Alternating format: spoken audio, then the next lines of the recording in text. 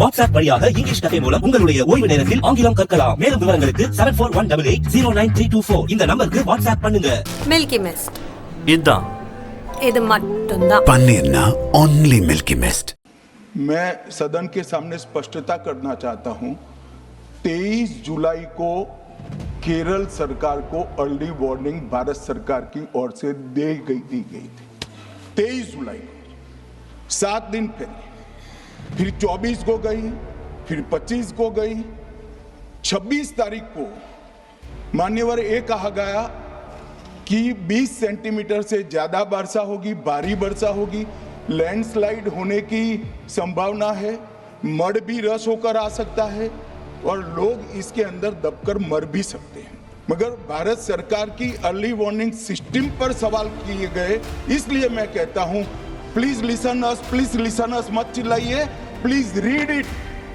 जो वार्निंग भेजा है उसको पढ़िए जरा। एक मिनट अब सुनो भाई, मैंने ध्यान से आपको सुना है, सुनिए जरा। नो प्लीज, इस तरह से नहीं चलेगा, सदन है। भारत सरकार ने 9 एनडीआरएफ की टीमें विमान से वहां भेजी। मैं पूछ सकता हूं मान्यवर, इतना मुझे पूछते हैं सारे लोग, केरल सरकार ने क्या किया? अकाउंट देना पड़ता है तो सरकार है, कोई पॉलिटिकल पार्टी नहीं है ना। सरकार के कुछ रूल्स होते हैं, रेगुलेशन होते हैं, अकाउंटिंग सिस्टम होती है, एजी का ऑडिट होता है। हम किसी को नहीं मानेंगे तो थोड़ी तकलीफ आएगी, मगर धीरे धीरे आदत पड़ रही है, इंप्रूवमेंट आया है। इसीलिए 6244 में से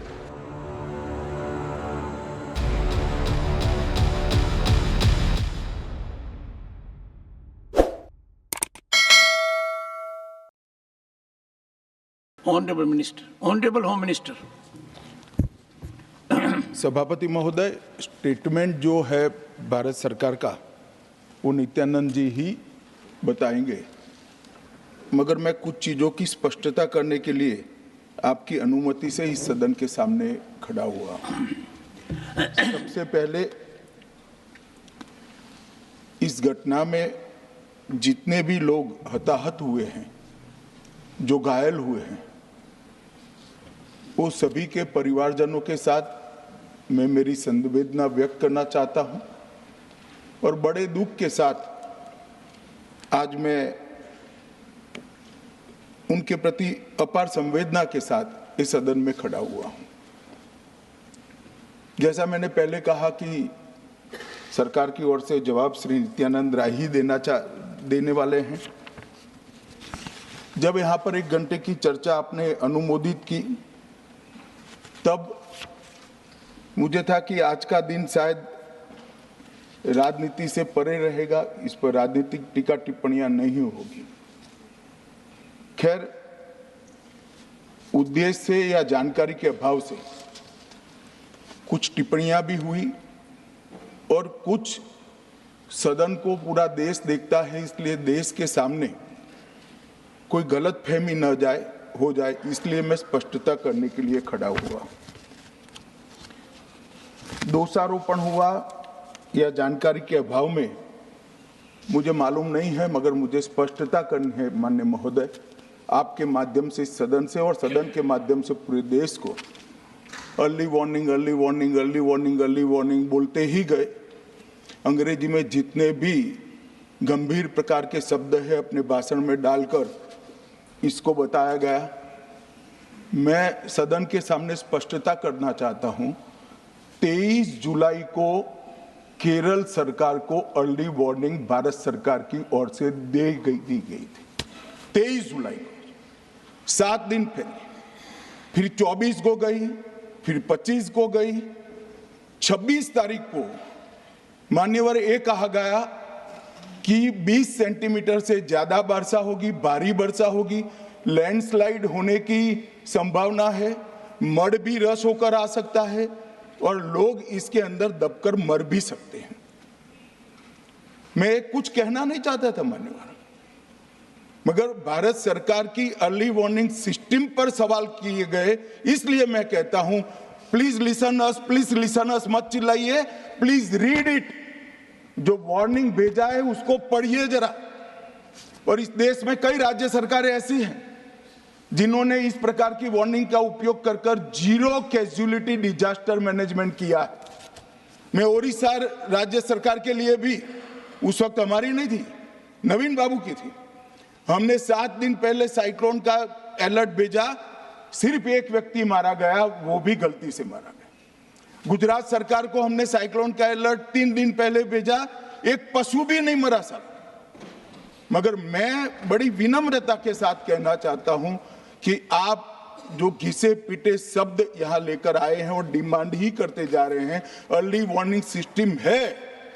भारत सरकार ने 14 के बाद अर्ली वार्निंग सिस्टम के लिए 2000 करोड़ रुपया खर्च किया है और इसको साझा किया जाता है मान्यवर। 7 दिन पहले हर राज्य को सूचना भेजी जाती है और वो सूचना साइट पर सबके लिए भी उपलब्ध है, मान्य सांसदों के लिए भी उपलब्ध है। मगर कुछ लोगों को है कि यहाँ की साइटें खोलते ही नहीं है, विदेश की ही खोलते हैं। तो अब विदेश में तो इसकी अर्ली वार्निंग सिस्टम आएगी नहीं, हमारी साइट देखनी पड़ेगी मान्यवर। वर्षा, एक मिनट, आप सुनो भाई, मैंने ध्यान से आपको सुना है, सुनिए जरा। नो डॉन प्लीज, इस तरह से नहीं चलेगा, ये सदन है। I will not allow. The facts and figures and details are being imparted. Please, मान्यवर, Honorable Minister. मैं तो उस उद्देश्य से ही कहता हूं, इसको सुनकर सभी राज्य अलर्ट हो, अर्ली में अलर्ट हो जाए। मेरा किसी को ताना लगाने का आशय नहीं है। वर्षा के लिए अर्ली वार्निंग सिस्टम है, हीट वेव के लिए है, तूफान के लिए है, चक्रवात के लिए है, यहां तक बिजली के लिए भी अर्ली वार्निंग सिस्टम है, जो 10 मिनट पहले बिजली अक्षांश रेखांक के साथ कहां गिरेगी वो सीधा कलेक्टर को इन्फॉर्म करती। मगर इसका कोई जिक्र नहीं कर रहा है। मैं तो मानता हूं जानकारी का अभाव होगा, जानकारी का अभाव है तो भी ठीक नहीं है, और राजनीति है मान्यवर तो बहुत दुखद है।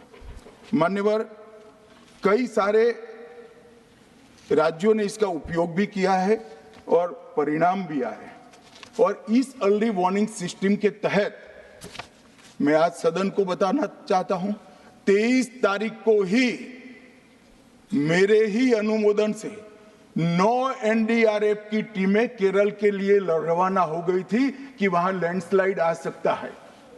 भारत सरकार ने 9 एनडीआरएफ की टीमें विमान से वहां भेजी। मैं पूछ सकता हूं मान्यवर, इतना मुझे पूछते हैं सारे लोग, केरल सरकार ने क्या किया? अनधिकृत लोग रह रहे थे, नहीं रह रहे थे, मगर वल्नरेबल सिचुएशन तो थी। इनको शिफ्ट किया गया क्या? क्यों नहीं किया गया? कौन रोकता था? और शिफ्ट किया तो मरे कैसे? शिफ्ट पहले नहीं किया गया है, बाद में किया गया है भाई। जितना बोलोगे उतना नुकसान होगा। मैं बोलना नहीं चाहता, परंतु जब आप आरोपात्मक तरीके से बात करते, मैं शांति से यहां बैठकर सुनने ही आया। मान्यवर, मैं आज आपके माध्यम से कहना चाहता हूं कि early warning system Narendra Modi ji 2014 में प्रधानमंत्री बने, 2016 से ये प्रोजेक्ट चालू हुआ और 23 तक दुनिया की सबसे आधुनिक अर्ली वार्निंग सिस्टम कहीं पर है तो भारत में। और इसका 7 दिन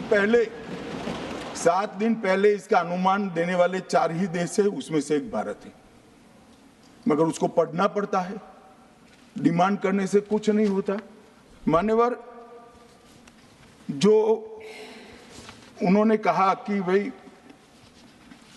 डिजास्टर के पैसे रिलीज करने का राज्य के साथ पास अधिकार नहीं है, वो गलत है मान्यवर। मैं इसकी भी स्पष्टता करना चाहता हूं क्योंकि सदन का रिकॉर्ड साफ रहना चाहिए। एसडीआरएफ में 10% राशि कोई भी राज्य अपने हिसाब से अपनी गाइडलाइन से इश्यू कर सकता है, और 100% राशि भारत सरकार की जो गाइडलाइन इश्यू हुई है, गाइडलाइन इश्यू के किसी भी परमिशन की भारत सरकार की जरूरत नहीं है, गाइडलाइन को सिर्फ फॉलो करना है। मगर जो ये डिजास्टर के पैसे हैं और कोई हेड के अंदर तो खर्च नहीं हो सकते, हमें इतना तो चेक एंड बैलेंस रखना पड़ेगा।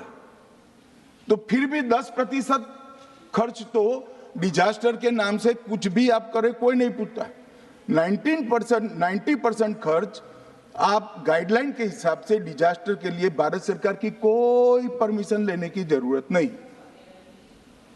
और बंगाल का भी कहा मान्यवर, डिटेल स्टेटमेंट नित्यानंद जी पढ़ेगी, मतलब मैं स्ट्रक्चर्ड स्टेटमेंट नहीं दे रहा हूं, सिर्फ स्पष्टताएं कर रहा हूं। मान्यवर बंगाल का भी कहा, हमने 6,244 करोड़ रुपया 14 से 24 तक बंगाल के अप्रूव किए हैं और जिस प्रकार से इनके खर्च का हिसाब आता है इस हिसाब से रिलीज होते हैं। उसमें से 4,619 4619 करोड़ रुपया हमने रीएम्बर्स कर दिया है, मगर वहां थोड़ा प्रॉब्लम है हिसाब भेजने में। अब वो तो मैं अच्छे से नहीं कर सकता साहब, बंगाल ने ही करना पड़ेगा। अकाउंट देना पड़ता है तो सरकार है, कोई पॉलिटिकल पार्टी नहीं है ना। सरकार के कुछ रूल्स होते हैं, रेगुलेशन होते हैं, अकाउंटिंग सिस्टम होती है, एजी का ऑडिट होता है। हम किसी को नहीं मानेंगे तो थोड़ी तकलीफ आएगी, मगर धीरे धीरे आदत पड़ रही है, इंप्रूवमेंट आया है। इसीलिए 6244 में से 4619 करोड़ रुपया इनका रिलीज हो चुका है। और मैं फिर से कहना चाहता हूं मान्यवर, अर्ली वार्निंग सिस्टम दी गई थी, इसीलिए 23 तारीख को हमने एनडीआरएफ की 9 बटालियन वहां पर 9 बटालियन वहां पर हमने भेज दी थी और 3 कल रवाना करी है। एनडीआरएफ की बटालियन उतरने से भी अलर्ट अगर हो जाते तो काफी कुछ बच जाता, मगर मैं किसी पे दोषारोपण नहीं करना चाहता हूं। ये समय है केरल की सरकार के साथ खड़ा रहने का, केरल की जनता के साथ खड़ा रहने का और जो लोगों की हानि हुई है उनके साथ खड़ा रहने का। मैं सदन को विश्वास दिलाना चाहता हूं, irrespective of party politics, Narendra Modi सरकार केरल की जनता और केरल की सरकार दोनों के साथ चट्टान की तरह खड़ी रहेगी, किसी को संशय रखने की जरूरत नहीं। வாட்ஸ்அப் வழியாக இங்கிலீஷ் கஃபே மூலம் உங்களுடைய ஓய்வு நேரத்தில் ஆங்கிலம் கற்கலாம். மேலும் விவரங்களுக்கு 7418809324 இந்த நம்பருக்கு வாட்ஸ்அப் பண்ணுங்க. Milky Mist. இதான் இது மட்டும்தான். பன்னீர்னா only Milky Mist. மின்னம்பலம்.com தமிழின் முதல் மொபைல் பத்திரிகை.